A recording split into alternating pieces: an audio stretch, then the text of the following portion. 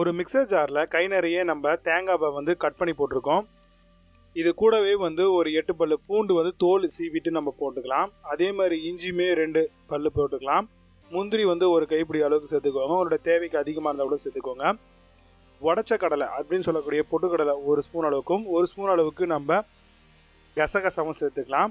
கருவேப்பிலை வந்து ஒரு 2 கொத்து இனிக்கி நீங்கள் சேர்த்துக்கோங்க. கொத்தமல்லி வந்து பார்த்திங்கன்னா ஒரு வேர் எடுத்து நீங்கள் கட் பண்ணி அதையும் சேர்த்துக்கோங்க. இதில் 1 ஸ்பூன் அளவுக்கு நம்ம சோம்பு வந்து சேர்த்துக்கலாங்க. பச்சை மிளகா வந்து காரத்துக்கு ஏற்ற மாதிரி, ஏன்னா முழுக்க பச்சை மிளகாவில் தான் ரெடி பண்ணுறோம். அதனால் ஒரு 4லேருந்து 5 பச்சை மிளகா சேர்த்துக்கோங்க. கொஞ்சமாக தண்ணி ஊற்றிக்கோங்க அரைக்கிறதுக்கு. இப்போ மிக்சர் ஜாரை வந்து க்ளோஸ் பண்ணிவிட்டு நல்லா கம்ப்ளீட்டாக வந்து நம்ம பேஸ்ட்டாக வந்து அரைச்சி எடுத்துக்கலாங்க. கொஞ்சம் தண்ணி தேவைப்படுது அப்படின்னா கொஞ்சம் ஊற்றி அரைச்சிக்கோங்க. அப்போ தான் உள்ளே இருக்கிறது எல்லாமே வந்து நல்லா உங்களுக்கு பேஸ்ட்டு ஃபார்முக்கு வரும். இப்போ ஸ்டவ் ஆன் பண்ணி கடாயை வச்சுக்கோங்க. கடாய் நல்லா காஞ்சி வரும்பொழுது அதில் தேவையான அளவுக்கு எண்ணெய் சேர்த்துக்கோங்க.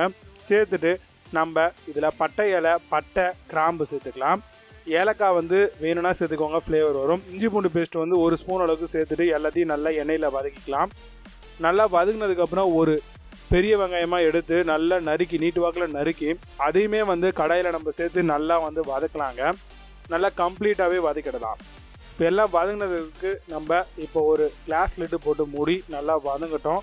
வதங்கின உடனே நம்ம இப்போ அரைச்சி வச்சிருக்கக்கூடிய அந்த முந்திரி இந்த மாதிரியான பேஸ்ட் எல்லாத்தையுமே வந்து நம்ம அதில் சேர்த்துக்கலாம். அந்த மிக்சர் ஜாரை வாஷ் பண்ணி அதில் இருக்கக்கூடிய தண்ணியும் ஊற்றிக்கோங்க. எக்ஸ்ட்ரா தேவைப்படும் பட்சத்தில் கொஞ்சம் தண்ணி ஊற்றிக்கோங்க. இப்போது இது எல்லாத்தையுமே வந்து நல்லா ஒரு சேர கலந்து விட்டுக்கோங்க. இந்த ஒயிட் குருமாவை நல்லா கலந்ததுக்கப்புறம் தேவையான அளவுக்கு நம்ம அது கல் உப்போ இல்லை தூள் உப்போ எது உங்களுக்கு இஷ்டமாக இருக்கோ அதை நீங்கள் சேர்த்துட்டு இப்போ கண்ணாடியில் போட்டு மூடி நல்லா கொதி வரட்டும். இப்போ நல்லா கொதி உங்களுக்கு வந்துருச்சு. கொதி வந்ததும் இதை வந்து பார்த்திங்க அப்படின்னா நம்ம சோயா சங்க்ஸை வந்து பார்த்திங்கன்னா ஆல்ரெடி சுடு தண்ணியில் போட்டு ஊற வச்சு நல்லா பிழிஞ்சு வச்சுருக்கோம். அதை வந்து இதில் சேர்த்துக்கலாம். இப்போ கம்ப்ளீட்டாக சேர்த்துட்டு எல்லாத்தையும் நல்லா மிக்ஸ் கொடுத்துருங்க. கொடுத்துட்டு நல்லா கொதி வரும்போது 1 ஸ்பூன் அளவுக்கு நம்ம கரம் மசாலா வந்து சேர்த்துக்கலாம். நல்லா வாசனையும் ஃப்ளேவரும் கொடுக்கணும் அப்படின்ற காரணத்துக்காக அதை போட்டுட்டு நல்லா வந்து பார்த்திங்கன்னா மிக்ஸ் பண்ணிக்கோங்க. கம்ப்ளீட்டாக மிக்ஸ் பண்ணிட்டீங்களா? இப்போ வந்து கொத்தமல்லி தழை லாஸ்ட்டாக திக்கானதுக்கப்புறம் கொஞ்சமாக ஆட் பண்ணிக்கோங்க. கண்ணாடி லைட்டு போட்டு மூடிக்கோங்க. அந்த ஃப்ளேவர் எல்லாமே வந்து நல்லா உங்களுக்கு இது கூட வாசனைக்கு கொடுக்கும். இப்போ எல்லாமே நல்லா பக்காவாக ரெடி ஆகிடுச்சு. இப்போ வந்து பார்த்தீங்கன்னா கண்ணாடி மூடி எடுத்துருங்க. எடுத்துகிட்டு நல்லா திக்காக இருக்கும். நல்லா மிக்ஸ் பண்ணிக்கோங்க. கம்ப்ளீட்டாக மிக்ஸ் பண்ணிவிட்டு இப்போ நீங்கள் ஸ்டவ் வந்து ஆஃப் பண்ணிவிட்டு அழகாக சர்வ் பண்ணலாம்.